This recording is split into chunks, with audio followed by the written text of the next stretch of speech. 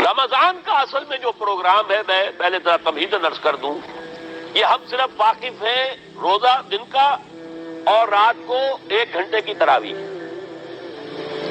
یہ بہت بڑا مغالطہ ہے، بہت بڑا مغالطہ ہے، بہت بڑا مغالطہ ہے. روز اصل میں رمضان کا پروگرام کیا ہے؟ دن بھر کا روزہ اور رات کے اکثر حصے کو قرآن کے ساتھ لے کر جاگنا. لیکن حکمت خداوندی نے پہلے حصے کو تو فرض کیا ہے، دوسرے کو فرض نہیں کیا، اس کو ترغیب اور تشویق پر چھوڑ دیا ہے. لیکن اس کی جو اہمیت ہے میں چاہتا ہوں کہ پہلے اچھی طرح اس کو سمجھ لیں آپ. دیکھیے پہلی حدیث اس میں ہے ان سلمان الفارسی رضی اللہ تعالی عنہ قال خطبنا رسول اللہ صلی اللہ علیہ وسلم فی آخر یوم من شعبان. حضرت سلمان فارسی سے مروی ہے، انہوں نے فرمایا کہ خطبہ ارشاد فرمایا ہمیں اللہ کے رسول نے صلی اللہ علیہ وسلم شعبان کے آخری دن. فقال، آپ نے ارشاد فرمایا، یہ خطبہ طویل ہے، میں نے صرف شروع کے چند جملے یہاں نقل کیے ہیں. یا ایھا الناس قد اظلکم شہر عظیم، اے لوگوں تم پر ایک بہت عظمتوں والا مہینہ سایہ فگن ہو گیا ہے. دیکھیے سایہ فگن سے وہ انگریزی کا محاورہ آپ کے ذہن میں آنا چاہیے، coming events cast their shadows before. ابھی رمضان شروع نہیں ہوا ہے، شعبان کا آخری دن ہے، تو وہ کمنگ ایونٹ جو ہے رمضان مبارک، اس کا سایہ آ گیا ہے تم پر. اس لیے حضور نے وہ لفظ استعمال کیا قد اظلکم، ظلال کہتے سائے کو. قد اظلکم شہر عظیم، بڑی عظمت والا مہینہ ہے. شہر مبارک، بہت برکت والا مہینہ ہے. شہر فیہ لیلۃ خیر من الف شہر، اس میں ایک رات وہ بھی ہے، وہ مہینہ جس میں ایک رات وہ بھی ہے جو 1000 مہینوں سے افضل ہے. انا انزلناہ فی لیلۃ القدر وما ادراک ما لیلۃ القدر لیلۃ القدر خیر من الف شہر. اب جو اگلے 2 جملے ہیں وہ نوٹ کیجئے. جعل اللہ صیامہ فریضۃ وقیام لیلہ تطوعا، اللہ نے ٹھہرایا ہے، قرار دیا ہے اس کا روزہ رکھنا تو فرض کے درجے میں، اور اس کی رات کا قیام تطوع کے درجے میں، اپنی مرضی پر، اپنی خواہش پر، نفل کے طور پر یہ تم پر لکھ دیا گیا ہے. لکھا تو گیا ہے، جعلہ تو ہے. مجعول کا جو پہلا مفعول ہے وہ کیا ہے؟ جعلہ کا. مجعول اول کیا ہے؟ دن کا روزہ. اور مجعول ثانی کیا ہے؟ قیام لیلہ، رات کو کھڑا رہنا. اب یہ رات کا کھڑا رہنا اس کی کتنی مقدار ہوگی؟ کہاں سے معلوم کریں گے؟ قرآن سے. جب یہ لفظ آیا ہے سورہ مزمل میں، یا ایھا المزمل قم اللیل الا قلیلا نصفہ او انقص منہ قلیلا او زد علیہ ورتل القرآن ترتیلا. یہ معنی ہے اے لحاظ کمبل میں لپٹ کر لیٹنے والے، کھڑے رہا کرو رات کو سوائے اس کے تھوڑے سے حصے کے، یعنی آدھی رات یا اس میں تھوڑا سا کم کر لو، جسے پھر کہا مفسرین نے 1/3 رات کم سے کم. اور زد علیہ، یا آدھی پر بھی کچھ زیادہ کرو، یہ 2/3 رات ہو گیا. ورتل القرآن ترتیلا، اور قرآن کو اتارا کرو تھوڑا تھوڑا تھوڑا. یہ ترتیل، تفعیل، تنزیل. جیسے قرآن تھوڑا تھوڑا محمد پر نازل ہوا صلی اللہ علیہ وسلم، ایسے ہی تھوڑا تھوڑا تھوڑا قرآن اپنے اندر اتارو. ہیمر اٹ ڈاؤن، اپنے ذہنوں میں اتارو، اپنے قلب میں اتارو. اس کے لیے رات کو کھڑے رہو. اور قیام اللیل کم سے کم 1/2 شب کے اوپر الزام ہوگا، اس سے کم پر تو اطلاق ہے ہی نہیں. اگلی حدیث پڑھیے. اور یہ ہے جو عام طور پر ہر مسجد میں بھی آج کل خوب یہ گونج رہی ہوگی، حدیث بیان ہوتی ہے، اس لیے کہ بخاری اور مسلم دونوں میں موجود ہے، متفق علیہ روایت ہے. اس سے اونچا تو درجہ سند کے اعتبار سے تو حدیث کا کوئی اور درجہ اس سے اونچا ہے نہیں. عن ابی ہریرہ رضی اللہ عنہ قال قال رسول اللہ صلی اللہ علیہ وسلم، حضرت ابو ہریرہ سے روایت ہے، آپ نے فرمایا کہ حضور نے ارشاد فرمایا من صام رمضان ایمانا واحتسابا غفر له ما تقدم من ذنبه، جس نے روزہ رکھا رمضان مبارک کے دوران اللہ پر یقین رکھتے ہوئے اور اس سے اجر و ثواب کے حاصل ہونے کی امید میں، اس کے تمام پچھلے گناہ معاف ہو جاتے ہیں. ومن قام رمضان ایمانا واحتسابا غفر له ما تقدم من ذنبه، اور جو کھڑا رہا رمضان کے دوران، کھڑا رہا ہے جیسے ساما، میں نے شروع میں آپ سے عرض کر دیا تھا، یہ مصدر ساما یصوم صومن قام یقوم قیاما، ومن قام رمضان، جو کھڑا رہا رمضان کے دوران، پورے رمضان کے دوران کھڑا رہا، ایمان و احتسابا کی شرط پھر وہی ہے، غفر له ما تقدم من ذنبه، وہی اجر اس کا بھی ہے، ومن قام لیلۃ القدر ایمانا واحتسابا غفر له ما تقدم من ذنبه، اور جو خاص طور پر لیلۃ القدر میں کھڑا رہا ایمان اور احتساب کے ساتھ، اس کے بھی پچھلے گناہ معاف ہو گئے۔ اب یہ قامہ اور سامہ جیسے آ رہا ہے ایک دوسرے کے ساتھ پیرلل ہو کر، اس کو نوٹ کر لیجیے، من سامہ رمضان من قام رمضان، کیا یہ 1 گھنٹے کی تراویح جو ہے اس پر پوری اترتی ہے؟ کہ نسبت خاک رابع عالم پاک، کوئی اس میں ریشو پروپورشن جڑتی نہیں۔ اگلی حدیث بھی پڑھ لیجیے، یہ وہی آگے عبداللہ ابن عمرو بن العاص رضی اللہ تعالی عنہما، جن کے بارے میں میں نے عرض کیا تھا، بہت ہی زاہد منش، بڑے عابد، ہر روز روزہ اور پوری رات نماز پڑھتے تھے، وہ راوی ہیں اس کے۔ عن عبداللہ ابن عمرو رضی اللہ عنہما ان رسول اللہ صلی اللہ علیہ وسلم قال الصیام والقرآن یشفعان للعبد، روزہ اور قرآن دونوں بندے کے حق میں شفاعت کریں گے۔ یقول الصیام، روزہ یہ کہے گا، اے رب، اے پروردگار، انی منعتہ الطعام والشہوات بالنہار، میں نے تیرے اس بندے کو روکے رکھا کھانے پینے سے اور شہوت سے دن کے وقت، فشفعنی فی، میری وجہ سے روکا رہا، یہ کھانے کو اچھے سے اچھے جو ہے وہ موجود تھے کھانے، اور پینے کے لیے اعلیٰ سے اعلیٰ مشروب تھے، یہ رکا رہا میری وجہ سے کہ روزہ رکھا ہوا تھا، اور جیسا میں نے کہا منکوحہ بیوی موجود تھی لیکن رکا رہا، تھامے رکھا اس نے اپنے آپ کو میری وجہ سے، تو میری شفاعت اس کے حق میں قبول فرما۔ وَيَقُولُ الْقُرْآنُ، اور قرآن یہ کہے گا، مَنَعْتُهُ النَّوْمَ بِاللَّيْلِ، میں نے اسے روکا رکھا رات کو سونے سے، فَشَفِّعْنِي فِيهِ، تو پروردگار میری شفاعت اس کے حق میں قبول فرما، فَيُشَفَّعَانِ، تو ان دونوں کی شفاعت قبول کی جائے گی۔ سوال یہ ہے کہ کیا روزہ 1 گھنٹے کا یا 2 گھنٹے کا ہے؟ تو یہ قیام جو ہے یہ 1 گھنٹے کا کیسے ہو گیا؟ تو میں نے پہلے کوسچن مارک آپ کے ذہن میں کھڑا کر دیا، اب جواب سنیے اس کا۔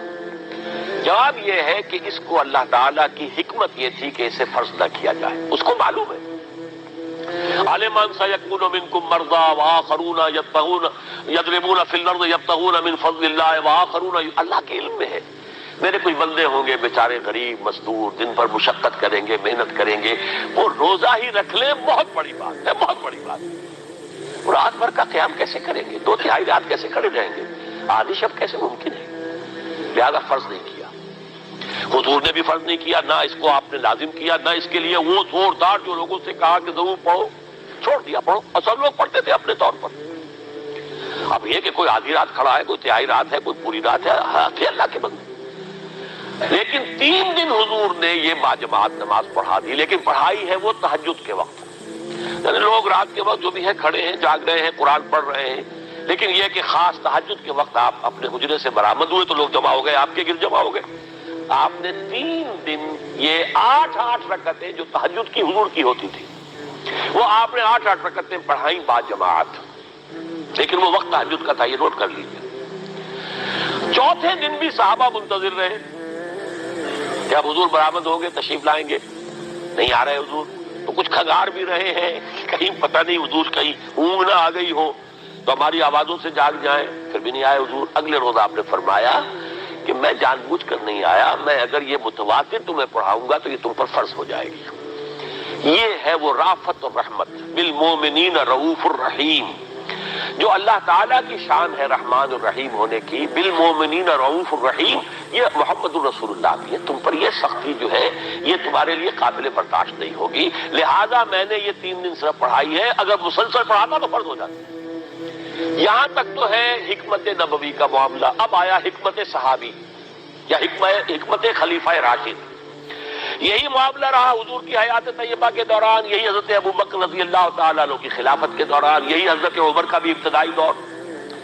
لیکن دور خلافت عمر فاروق کے دوران یہ واقعہ آیا کہ حضرت عمر داخل ہوئے مسجد میں، دیکھا رات کے وقت ابھی کوئی باجماعت تراویح کا کوئی انتظام نہیں تھا، آپ نے دیکھا کچھ لوگ مسجد کے اس کونے میں کھڑے ہیں، ایک حافظ ہے، ساتھے تو حافظ نہیں ہوتے تھے نا، تو کوئی حافظ ادھر، انہوں نے 5 6 7 8 آدمیوں نے کسی حافظ سے گزارش کی، وہ انہیں قرآن سنا رہا ہے، وہ کھڑے سن رہے ہیں، کوئی دوسرے کونے میں ایک دم گھٹا ہے کہ اس پہ تیسری طرف ہے، کہیں ہے، تولیوں کے اندر لوگ جو ہے وہ قیام اللیل کا حق ادا کر رہے ہیں۔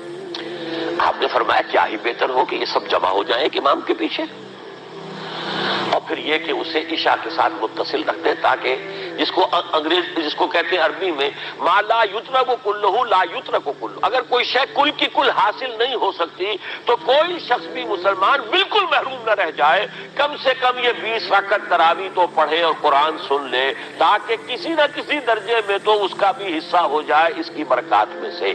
یہ ہے حکمت حضرت عمر فاروق کے فیصلے کی۔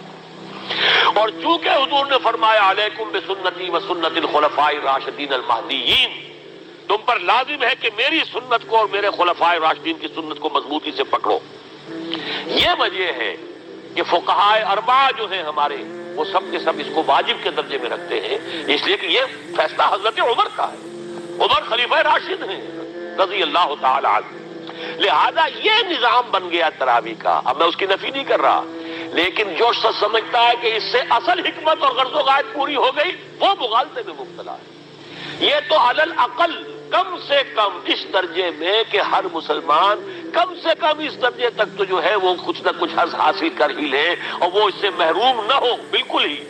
ما لا یدرک کلہ لا یترک کلہ، اس درجے میں حضرت عمر کا فیصلہ ہے، اور اسی کی وجہ سے ہمارے خلفاء، ہمارے جو ائمہ اربعہ انہوں نے قبول کیا ہے، اور یہی اس مسئلے کا حل ہو جائے گا۔ جو اہل حدیث حضرات اس کے اوپر جو ہے چیلنج بھی شائع کرتے ہیں، کوئی ثابت کر دے حضور سے 20 رکعتیں تو ہم اتنے لاکھ، ہم بھی کہتے ہیں کہ حضور سے ثابت نہیں ہے، کون کہتا، دعویٰ ہی نہیں، یہ تو حضرت عمر کا فیصلہ ہے، حضرت عمر کا فیصلہ، خلیفہ راشد کا فیصلہ، اس کو امت نے قبول کیا ہے، لہذا وہ نظام ہے، رہے گا۔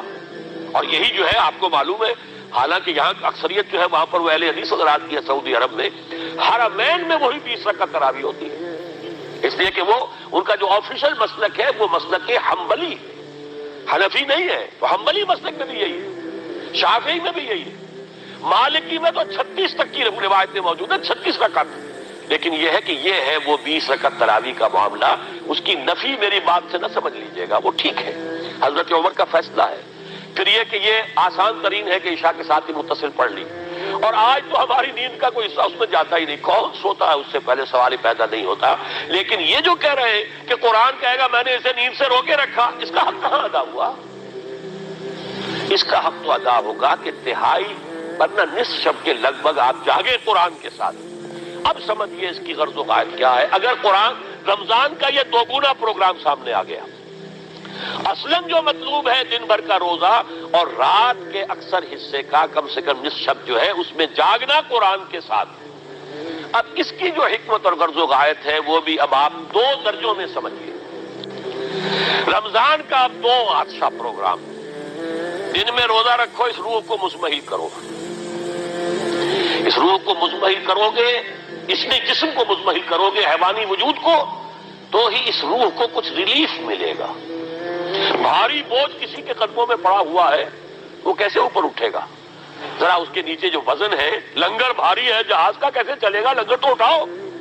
تو اس طریقے سے وہ ذرا بوجھ سے اس کو تھوڑا سا ریلیف دو، رات کو کھڑے ہو جاؤ، اب اپنی روح پر نازل کرو اللہ کے کلام کو۔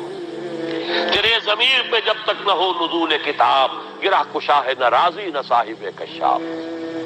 اب یہ پھوار پڑ رہی ہے تمہارے اوپر، تمہارے اندر اس کو جذب ہونا چاہیے۔ اس سے کیا ہوگا؟ روح کو تقویت حاصل ہوگی۔ اس کو مثال سے پہلے سمجھا دوں، کوئی شخص پیاس سے مر رہا تھا، اس درجہ پیاسا تھا کہ اس کے اوپر بے ہوشی بھی طاری ہو گئی۔ کوئی شخص آیا، اس نے پہلے اس کو پانی کے چھینٹے دیے، کچھ ہوش میں آیا، اب اسے پانی کا کوئی کٹورا لگا دیا اس کے منہ سے، پانی کے ایک گھونٹ کی جو لذت اسے اس وقت محسوس ہوگی، کیا کبھی زندگی میں کسی کو محسوس ہو سکتی؟ یہ پانی کتنی بڑی قیمت ہے، قیمتی شے ہے، یہ تو اسی سے پوچھئے جسے شخص پیاس لگی تھی اور پیاس کی وجہ سے بے ہوش ہو گیا۔ اسے پانی کا ایک گھونٹ، جیسے کہ آپ تصور کر سکتے ہیں پیاس سے کوئی مر رہا ہو بادشاہ، وہ اپنی پوری سلطنت دے دے گا، مجھے ایک کٹورا پانی دے دو بابا، لو سلطنت دے، جان سے جا رہا ہوں میں تو۔ اس وقت پانی کی قدر و قیمت معلوم ہوگی۔ آپ کی روح بے ہوش، آپ نے روزہ رکھ کر اسے کوئی تھوڑا سا لیف دیا، چھینٹے ڈالے، اب رات کو آپ نے یہ آب حیات مام مبارکہ، دیکھیے مبارک کا لفظ دو ہی چیزوں کے ساتھ قرآن میں ہے، مام مبارکہ، بارش جو آسمان سے اترتی ہے یہ پانی مبارک ہے، برکت کہتے اسے ہیں جو کسی شے کی مخفی جو قوتیں ہیں انہیں اجاگر کر کے باہر لے آئے، یہ برکت ہے۔ زمین کے اندر روئیدگی ہے، بارش برسی اندر سے نکل آیا۔ اسی طرح کتاب مبارک، یہ کتاب مبارک ہے، یہ کتاب مبارک ہے، یہ تمہارے اندر سے تمہاری سوئی ہوئی روح کو بیدار کر کے پھر اسے غذا دیتی ہے۔ اب جب وہ قرآن کو پڑھے گا یا اس کو قرآن اس کے اندر جائے گا، اسے معلوم ہوگا اس سے بڑی کوئی نعمت نہیں۔ یہ ہے شکر جو پیدا ہوگا اب اس کی گہرائی کے، اس کے دل کی گہرائیوں میں۔ شکر کے معنی کیا ہے؟ احسان کی قدر شناسی۔ شکر کو امام راغب نے 3 مرحلوں میں بیان کیا ہے۔ شکر بالقلب، پہلے تو آپ کو معلوم ہو جو نعمت کسی نے دی ہے کتنی بڑی ہے، یہ احساس نہیں ہے۔ کسی بچے کے ہاتھ پہ آپ نے ہیرا رکھ دیا، اسے کیا پتا یہ ہیرا ہے یا یہ کوئی کانچ کا ٹکڑا ہے، وہ کیا کرے گا اس کی قدر؟ بلکہ ٹافی دیں گے تو وہ سمجھے گا کہ یہ زیادہ اچھی چیز دی ہے، مجھے اس پتھر کا میں نے کیا کرنا ہے، اس لیے اسے معلوم ہی نہیں کہ یہ ہیرا ہے۔ جب تک کسی نعمت کی قدر و قیمت کا احساس نہ ہو، اس کے متناسب پروپورشنیٹ شکر آپ کر ہی نہیں سکتے۔ پھر آپ کو زبان سے شکر ادا کرنا ہے۔ الحمدللہ الذی انزل علی عبدہ الکتاب، یہ زبان سے شکر ادا کیجیے۔ پھر اس کا شکر کا حق ادا کرنا ہے، اس نعمت کو استعمال کرنا ہے۔ اگر نعمت لا کے رکھ دی تو بھی یہ ناشکری ہے۔ کسی بچے کو لا کر کسی اس کے والد نے کتاب نہیں بڑی عمدہ اور وہ بڑا مہذب بچہ ہے، تھینکس ڈیڈ یا ڈیڈی، اس نے شکریہ ادا کر دیا، پھر کتاب جا کے جو رکھی کبھی کھول کے دیکھا ہی نہیں، تو ناشکری کر رہا ہے یا شکر کر رہا ہے؟ زبان سے تو شکر ادا کیا تھا تو ناشکری کر رہا ہے، ناقدری کر رہا ہے، اس کو پڑھا ہی نہیں۔ قرآن کا شکر کیا ہوگا؟ وہ میرا کتابچہ جو ہے مسلمانوں پر قرآن مجید کے حقوق، اگر وہ سمجھیں گے جو کہ میری اس پوری دعوت قرآنی کی جڑ اور بنیاد ہے۔ 2 چھوٹے چھوٹے کتابچے 167 میں لکھا تھا، اسلام کی نشر ثانیہ کرنے کا اصل کام، اسلام کی ریوائول کیسے ہوگی، اس کی شرط لازم کیا ہے، اصل کام کیا ہے۔ ہم نعرے لگانے پر آ گئے ہیں، جلوس نکالنے پر آ گئے ہیں، ہم یہ کر رہے ہیں، ہم وہ کر رہے ہیں، تلواریں بھی اٹھا لی ہیں، گولیاں بھی کھا رہے ہیں، جانیں بھی دے رہے ہیں، اصل کام نہیں کر رہے۔ وہ اصل کام کیا ہے؟ یہ 67 کی میری تحریر ہے، اسلام کی نشر ثانیہ کرنے کا اصل کام ہے۔ اور پھر 68 کی میری 2 تقریریں تھیں جب میں نے جمعے کا خود خطاب کیا تھا مسجد خضرہ سبن آباد میں، مسلمانوں پر قرآن مجید کے حقوق۔ اس کو مانو جیسے کہ ماننے کا حق ہے، اس کو پڑھو جیسے کہ پڑھنے کا حق ہے، اس کو سمجھو جیسے کہ سمجھنے کا حق ہے، اس پر عمل کرو جیسے کہ عمل کا حق ہے، اور اسے 4 دانگے عالم میں پھیلاؤ۔ یہ تمہارے پاس امانت ہے محمد رسول اللہ صلی اللہ علیہ وسلم کی۔ بلغوا عنی ولو آیۃ، پہنچاؤ میری جانب سے ایک ہی آیت پہنچاؤ۔ کس نے فرمایا؟ محمد رسول اللہ۔ افشو ہو، عام کرو، اسے پھیلاؤ۔ 5 حقوق ہیں مسلمان پر، لیکن یہ سارے حقوق کب ادا ہوں گے؟ جب قرآن کی نعمت کی قدر ہو جائے گی، معلوم ہو کہ یہ کوہ نور ہیرا ہے، یہ کوئی کانچ کا ٹکڑا نہیں ہے، کوہ نور ہیرا ہے، تب معلوم ہوگا اس کی کتنی حفاظت آپ کریں گے، جس نے دیا ہے اس کا کتنا شکر ادا کریں گے، پھر یہ کہ اسے کیسے سنبھال کر رکھیں گے۔ لیکن یہ کہ اگر قرآن کا شکر ہی نہیں ہے، قرآن کی خود کی نعمت کا احساس ہی نہیں، ہوا خیر مما یجمعون، یا ایھا الناس قد جاءتکم موعظۃ من ربکم وشفاء لما فی الصدور وہدی وبشریٰ للمؤمنین، ہدی ورحمۃ للمؤمنین، قل بفضل اللہ وبرحمتہ فبذلک فلیفرحوا ھو خیر مما یجمعون۔ دنیا میں انسان جو کچھ جمع کرتا ہے، جائیداد، مال، دولت، ہیرے جواہرات، زیورات اور کوئی اینٹیکس، کوئی جو ہے وہ ڈیکوریشن پیسز، جو کچھ، ان سب سے زیادہ قیمتی شے یہ قرآن ہے۔ لیکن اس کا احساس کب ہوگا؟ جب روح بیدار ہو جائے گی، جب وہ چکھے گی قرآن کو۔ جس کو میں کہا کرتا ہوں کہ ایمان حقیقی کیسے حاصل ہوتا ہے قرآن سے؟ جب قرآن کو سنتے ہوئے انسان جھوم جائے، اس کے اندر کوئی شے سمپیتھیٹک وائبریشن میں آ جائے، اسے کہے کہ ہاں یہی ہے، جہاں سے میں خود آیا ہوں وہیں سے یہ کلام آیا، جہاں سے میری روح آئی ہے وہیں سے یہ کلام آیا۔ اب یقین پیدا ہوا۔ اس کو اقبال نے کہا ہے باطنی تجربہ۔ ایک تجربہ وہ ہے جو ہم دیکھ رہے ہیں، آنکھوں سے سن رہے ہیں، کانوں سے چھو رہے ہیں، اپنے ہاتھ سے سونگھ رہے ہیں، ناک سے، اور ٹیسٹ کر رہے ہیں اپنے جو ٹیسٹ بڈز ہیں منہ کے، یہ ہمارا ایکسٹرنل ایکسپیرینس ہے۔ لیکن ایک انٹرنل ایکسپیرینس ہے۔ ساری جو بحث اٹھائی ہے علامہ اقبال نے ریکنسٹرکشن پر، اس کا بنیادی نقطہ یہ ہے کہ انٹرنل ایکسپیرینس بھی اس ایکسٹرنل ایکسپیرینس کی طرح بلکہ اس سے زیادہ بڑھ کر قابل اعتماد ہے۔ یہ ہے انٹرنل ایکسپیرینس۔ لعلکم تشکرون، تو یہ تو پہلی منزل طے ہوئی ہے ابھی صوم رمضان، صیام و قیام رمضان کا پہلا حاصل کیا ہوگا؟ وَلَعَلَّكُمْ تَشْكُرُونَ، تاکہ تم اس قرآن کی عظمت سے واقف ہو جاؤ، تاکہ تمہیں اس پر اس کی جو وقت ہے، قدر و قیمت ہے، اس کا انتشاف ہو جائے۔ اب اگلا مرحلہ آئے گا۔ اب یہ روح کچھ توانا ہو کر، کچھ ہوش میں آ کر کدھر اس کی توجہ ہوگی؟ کل شیء یرجع الی اصلہ، ہر شے اپنی اصل جڑ کی طرف رجوع کرتی ہے۔ ہمارا حیوانی وجود زمین کی طرف جاتا ہے۔ یہ سورہ اعراف میں جو کہا بلعام بن باورہ کے بارے میں، وَلَكِنَّهُ أَخْلَدَ إِلَى الْأَرْضِ، زمینی خواہشات ہی کے چکر میں آپ ہیں تو گویا کہ آپ زمین میں دھسے جا رہے ہیں۔ روح بیدار ہوگی تو کدھر متوجہ ہوگی؟ اپنے مرکز کی طرف مائل پرواز کا حسن۔ بڑا پیارا مصرع ہے، اگلا مصرع میں نہیں پڑھتا، لیکن یہ کہ یہ اپنے مرکز کی طرف، اپنے منبع اور سرچشمے کی طرف، کہاں سے آئی یہ روح؟ امر ربی، کہ ادھر متوجہ ہو۔ ہم پڑھا کرتے تھے اپنے ہائی اسکول کے زمانے میں، تو جو صبح پریئرز ہوتی تھی اس میں خاص نظم تھی، مجھے یہ معلوم نہیں شاعر کون ہے، مجھ کو ہے تیری جستجو، مجھ کو تیری تلاش ہے، خالق میرے کہاں ہے تو، مجھ کو تیری تلاش ہے۔ اب آپ دیکھیے پورے مذاہب کی تاریخ میں انسان کہاں کہاں گیا ہے خدا کو ڈھونڈنے کے لیے۔ کوئی برف پوش چوٹیوں کے اوپر جو ہے تپسیا میں لگا ہوا ہے، کیوں؟ رب کا قرب حاصل کرنے کے لیے نا، پرماتما سے لو لگانے کے لیے۔ وہ غاروں میں ہے، تپسیا ریاضتیں کر رہا ہے، وہ صحراؤں میں گیا ہے، گوتم بدھ کہاں کہاں گیا ہے، کہاں کہاں گیا ہے، کچھ آپ کو اندازہ ہی نہیں۔ انسان اس کے اندر کوئی شے ہے جو کسی کو تلاش کر رہی ہے۔ میرے اندر ہی وہ شے بھی ہے جو مجھ سے کہتی ہے کہ کچھ کھانا ڈالو اس منہ کے اندر، اس پیٹ میں ڈالو، ہے وہ بھی میرے اندر شے۔ ان لنفسک علیک حقا، یقیناً تمہارے نفس کا بھی تم پر حق ہے۔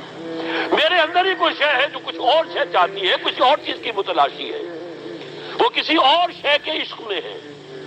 یہ دوسری بات ہے، اسے ہم نے سلا رکھا ہے، لوریاں دے دے کے تھپک تھپک کر، ہم تو اپنے جسم کی طرف متوجہ ہیں، لہذا ہمیں وہ پیاس محسوس ہی نہیں ہوتی کہ یہ بھی واقعی میرے اندر کوئی پیاس ہے۔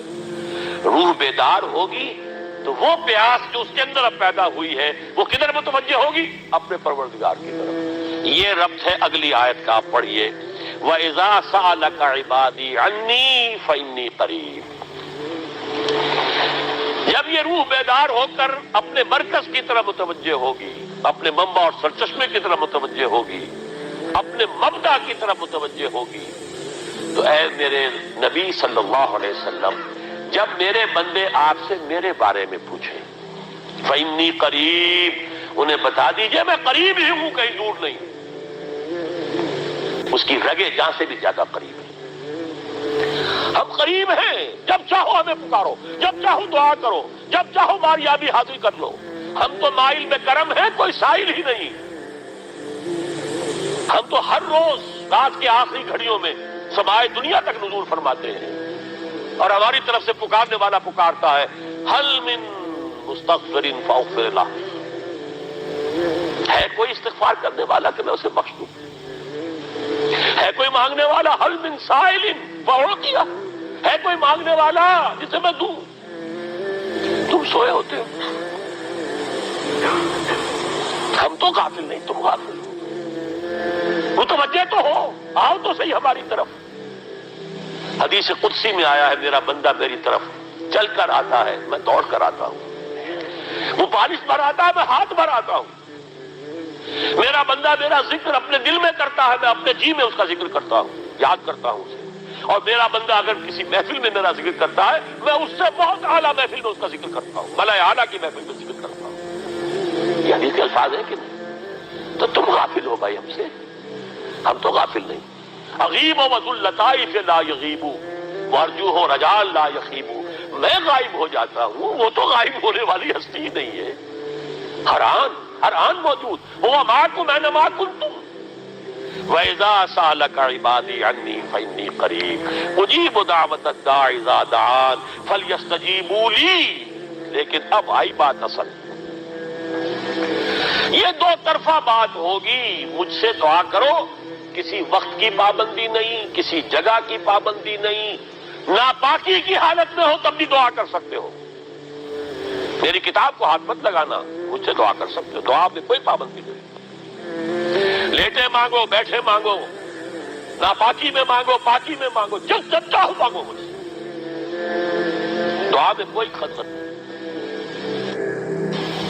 اور جہاں پکارو گے there and then I will listen to you and I will grant your prayers۔ اجیبو جو ہے، اجیبو دونوں معنی، جواب دینا اور قبول کرنا، اجابت استجابت دونوں کا ایک ہی مفہوم ہے، جواب دینا اور قبول کرنا۔ اجیب دعوت الداعی اذا دعان، میں تو ہر پکارنے والے کی پکار کو سنتا ہوں، قبول کرتا ہوں جب بھی وہ مجھے پکارتا ہے، لیکن فلیستجیبوا لی، میرا بھی تو کہنا مانو، چاہیے کہ یہ بھی میرا کہنا مانے، مجھ سے محبت کریں، مجھ سے لو لگائیں، میرے دین کے لیے اپنے آپ کو وقف کریں۔ ان صلاتی و نسکی و محیای و مماتی للہ رب العالمین، میرے باغیوں کے خلاف بغاوت کرے، میرے دین کا جھنڈا اونچا کرے، یہ سارے احکام ہے کہ یہ قرآن میں۔ قاتلوہم، جیسا کہ میں نے آپ کو بتایا اگلے ہی رکوع میں قتال کا حکم آ رہا ہے، اب وہ گھوڑوں کو روزہ رکھواتے تھے، بتا دیا یہ روزہ تمہیں کس لیے رکھوایا جا رہا ہے، اگلے ہی رکوع کے اندر حکم ہے، قاتلوا فی سبیل اللہ الذین یقاتلونکم وقاتلوہم حتی لا تکون فتنۃ ویکون الدین للہ، اللہ کے لیے دین ہو جائے، پورا کا پورا نظام اللہ کے تابع آ جائے، اس کے لیے پہلے دعوت دو، محنت کرو، جد و جہد کرو، اس دعوت کے نتیجے میں جمعیت فراہم کرو، جب جمعیت اتنی ہو جائے کہ پھر اس باطل نظام کے خلاف بغاوت کر سکو تو کرو بغاوت، اگر باطل نظام کے خلاف بغاوت نہیں کرتے ہو تو پھر ہم سے بغاوت ہے تمہاری، پہلے ذہنی بغاوت ہے، آپ ڈس اون کیجئے ذہنی اعتبار سے، نفسیاتی اعتبار سے، میں اس نظام کو نہیں اون کرتا، ریکنسائل نہ کیجئے اس کے ساتھ، کوئی تعاون نہ کیجئے اس کے ساتھ، کوئی چاکری اور ملازمت نہ کیجئے اس کی، تن من دھن لگائیے اس نظام کو بدلنے کے لیے، چاہے ابھی وہ دعوت کے مرحلے میں ہے، لوگوں کو تیار کیا جا رہا ہے، تربیت دی جا رہی ہے، تزکیہ کیا جا رہا ہے، لیکن ہدف کیا ہے؟ تاکہ اللہ کا دین غالب۔ فَلْيَسْتَجِیبُوا لِی، میرا بھی تو کہنا سنیں اور مانیں، میں جہاد کا حکم دیتا ہوں تو جہاد کریں، میں اقامت دین کا حکم دیتا ہوں اقیم الدین تو اس کے لیے کھڑے ہو جائیں، میں قتال کا حکم دوں تو قتال کریں۔ فَلْيَسْتَجِیبُوا لِی وَلْیُؤْمِنُوا بِی، اور مجھ پر ہی اپنا ایمان پختہ رکھیں، توکل کریں تو مجھ پر کریں، محبت کریں تو مجھ سے کریں، راضی رہے تو میری تقدیر پر راضی رہے، توکل ہو، راضی برضائے رب ہو، اطاعت ہو، جب تک یہ ساری چیزیں اللہ کے لیے نہ ہو جائیں۔ والذین آمنوا اشد حبا للہ، اصل میں تو مومن وہ ہوتے ہیں جو سب سے بڑھ کر شدید ترین محبت اللہ سے کرتے ہیں۔ قل ان کان آباؤکم وابناؤکم واخوانکم وازواجکم وعشیرتکم واموال اقترفتموها وتجارۃ تخشون کسادها ومساکن ترضونها احب الیکم من اللہ ورسولہ وجہاد فی سبیلہ فتربصوا حتی یاتی اللہ بامرہ واللہ لا یہدی القوم الفاسقین۔ اے نبی ان سے کہہ دیجئے اگر تمہیں اپنے باپ، اپنے بیٹے، اپنے بھائی، اپنے اسپاؤسز، بیوی کے لیے شوہر، شوہر کے لیے بیوی، اور رشتہ دار، اور تمہارے وہ مال جو تم نے بڑی محنت سے جمع کیے ہیں، تمہارے وہ کاروبار جن کا تمہیں اندیشہ ہوتا ہے کہ کساد بازاری نہ ہو جائے، کہیں پر جو ہے ریسیشن نہ آ جائے، اور تمہارے وہ مکان اور محلات جو تم نے بنائے ہیں، اگر یہ 8 چیزیں محبوب تر ہیں اللہ سے اور اس کے رسول سے اور اس کی راہ میں جنگ کرنے سے، جہاد سے، تو جہاد دفع ہو جاؤ، بیٹھو وہاں یہاں تک کہ ہم اپنا فیصلہ سنا دیں۔ اور اللہ ایسے فاسقوں کو، ایسے ناہنجاروں کو ہدایت نہیں دیتا۔ یہ ہے قرآن، آیت نمبر 24 سورہ توبہ۔ فَلْيَسْتَجِيبُوا لِي وَلْيُؤْمِنُوا بِي لَعَلَّهُمْ يَرْشُدُونَ۔ اب وہ لفظ آ گیا رشد۔ دیکھیے پہلے آیا تھا لعلکم تتقون، روزہ، مجرد روزہ تقوی پیدا کر دے گا، ضبط نفس، اور ضبط نفس بھی وہ جو حکم خداوندی کا تابع ہے۔ یہ روزے کی ریاضت ہے، روزے کی ریاضت کا حاصل ہے۔ رمضان کے روزے کے ساتھ قیام اللیل کا دو گنا پروگرام، دن میں روزہ، رات کا قیام قرآن کے ساتھ۔ اس کا پہلا نتیجہ کیا ہے؟ لعلکم تشکرون، تاکہ قرآن کی عظمت منکشف ہو جائے، قرآن کی قدر و قیمت سے تم آگاہ ہو جاؤ، تمہیں معلوم ہو جائے کتنی بڑی دولت ہے جو اللہ نے دی ہے۔ اور آخری بات یہ، جب تمہاری روح بیدار ہو جائے گی، اپنے مالک کے ساتھ ہم کلام ہوگی، اسی کا نام دعا ہے۔ دعا ہے جس کے بارے میں حضور نے فرمایا الدعاء مخ العبادہ، یہ عبادت کا جوہر ہے۔ الدعاء هو العبادہ، دعا ہی تو اصل عبادت ہے۔ یہ دعا ہی تو ہمیں میسر نہیں ہے۔ 17 رکعتیں پڑھنی ہیں ہم نے عشاء کی، لیکن اللہ کے ساتھ کوئی لوگ نہیں لگی، ادھر کی ادھر کی سوچیں آ رہی ہیں۔ 17 رکعتیں پڑھی ہوں یا 7 پڑھی ہوں، 10 پڑھی ہوں، آپ کو اجر ملے گا، لیکن آپ کو دعا کی نصیب نہیں ہوئی۔ دعا کب ہوتی ہے؟ بقول اقبال، یہ جو میرے اندر ہے فائنائٹ ایگو، انائے صغیر، انا میں، یہ چھوٹی سی انا ہے، اس انائے کبیر، اس انائے کبیر کے لیے سب سے بڑی جو مظہر آیت ہے قرآن مجید میں وہ سورہ طٰہٰ، اننی انا اللہ لا الہ الا انا، میں ہوں وہ اللہ جس کے سوا کوئی الہ نہیں۔ اننی انا اللہ لا الہ الا انا، یہ ہے فاعبدنی واقم الصلاۃ لذکری، یہ انائے کبیر ہے، انفائنائٹ ایگو، اللہ، انا اللہ، the big انا، اور یہ چھوٹی سی انا ہے، انا میں۔ جب یہ انائے صغیر انائے کبیر کے روبرو آتی ہے، ہم کلام ہوتی ہے، یہ ہے دعا۔ اگر یہ جاگی ہی نہیں، بیدار ہوئی نہیں، ہم کلام ہوئی نہیں، تو وہ دعا تو حاصل نہیں ہوئی، مخ عبادت جو ہے، جوہر عبادت کا حاصل نہیں ہوا۔ ہاں ایک شکل ہے عبادت کی، مراسم عبودیت ہے، یہ اشکال ہے، رہ گئی رسم اذاں روح بلالی نہ رہی، فلسفہ رہ گیا تلقین غزالی نہ رہی، ایک شکل ہے، تم نے کر لی، اجر ملے گا، آخر وقت نکالا ہے، آپ اللہ کے سامنے کھڑے ہوئے، اجر سے محنت کا جو اجرت وہ دے گا، لازماً اس پر بھی دے گا، لیکن حقیقت صلاۃ کوئی اور شے ہے۔ اسی لیے کہا محمد رسول اللہ صلی اللہ علیہ وسلم الصلاۃ معراج المومنین، اہل ایمان کے لیے یہ معراج کے درجے کی شے ہے۔ معراج میں مکالمہ ہوا تھا نا، التحیات للہ والصلوات والطیبات، یہ حضور نے فرمایا، السلام علیکہ ایھا النبی ورحمۃ اللہ وبرکاتہ، کس نے کہا؟ اللہ نے فرمایا، السلام علینا وعلی عباد اللہ الصالحین، حضور نے فرمایا اس سلامتی میں تمام اللہ کے نیک بندوں کو شامل کر رہا ہوں، سلامتی مجھ پر بھی ہو اور تمام اللہ کے نیک بندوں۔ یہ مکالمہ ہے، مخاطبہ ہے۔ جب تک یہ مکالمے اور مخاطبے کی شکل نہیں، اگر وہ انائے صغیر جاگی ہی نہیں، سوئی ہوئی ہے، بے ہوش ہے، پڑی ہوئی ہے، سسک رہی ہے یا مر چکی ہے، روح مر بھی جاتی ہے، جسم زندہ ہے، روح مر چکی ہے، جسم جان کے ساتھ زندہ ہے، حیوان انسان زندہ ہے، انسان مر چکا، اس لیے قرآن کہتا ہے نبی یہ مردہ ہے، اموات غیر احیاء، یہ نہیں سنتے ہیں، یہ آپ کو سمجھتے ہیں آپ کے یہ بڑے غور سے سن رہے ہیں، نہیں سن رہے ہیں، یہ تو مردہ ہے، روحانی طور پر مردہ ہے، ان کی روح مر چکی ہے، یہ تو حیوان رہ گیا زندہ صرف، یہ چلتے پھرتے مقبرے ہیں، یہ چلتے پھرتے تعزیے ہیں، اس کے سوا کچھ نہیں۔ یہ ابو جہل کون ہے اور ابو لہب کون ہے؟ یہ حیوان ابو جہل ہے اور حیوان ابو لہب ہے، ظاہر بات ہے کہ آنکھ تو کتے کی بھی ہے اور بلی کی بھی ہے اور کان کتے کے بھی ہے بلی کے بھی ہے. کتا بھی دیکھ کر گاڑی آ رہی ہے تو اپنے آپ کو بچاتا ہے. تم نے بچا لیا تو کون سا بڑا کمال کیا. وہ اندر کا انسان مر چکا ہے. یہ انسان اندر کا روحانی وجود یا مر چکا ہے یا سسک رہا ہے یا دبا ہوا ہے, بے ہوش ہے. یہ بیدار ہو اور ہم کلام ہو. افلاک سے آتا ہے نالوں کا جواب آخر, کرتے ہیں خطاب آخر, اٹھتے ہیں حجاب آخر. آتا ہے اللہ جواب دیتا ہے. اجیب دعوت الداعی اذا دعان. روحانی کان کھلے ہو تو تم جواب سنو گے, ان کانوں سے نہیں. وہی جب محمد پر آئی تھی ان کانوں سے نہیں آئی تھی, وہ دل پر اتری تھی براہ راست. فإنه نزله على قلبك. ان کانوں کا ان آنکھوں کا سوال نہیں ہے, وہ دل پر براہ. روح ہے محمدی پر, یہ روح, اسی لیے وہی کو بھی روح کہا گیا ہے.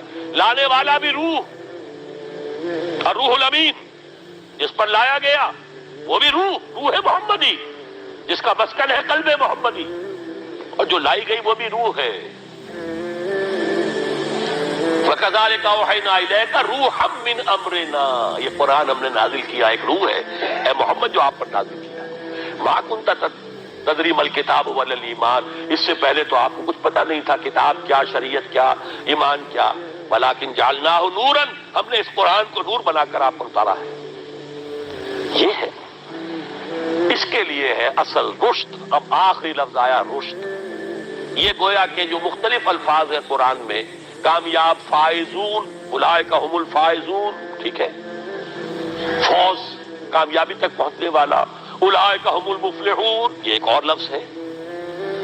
لیکن راشدون یہ چوٹی کا لفظ ہے, اسی لیے صحابہ کے لیے آیا اولئک هم الراشدون سورہ الحجرات میں.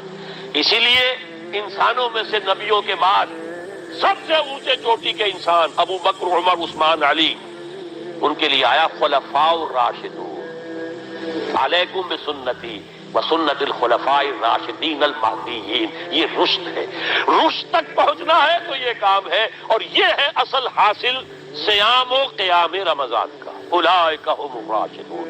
اللہم ربنا اجعلنا منہم, اللہم ربنا اجعلنا منہم, اللہم ربنا اجعلنا منہم.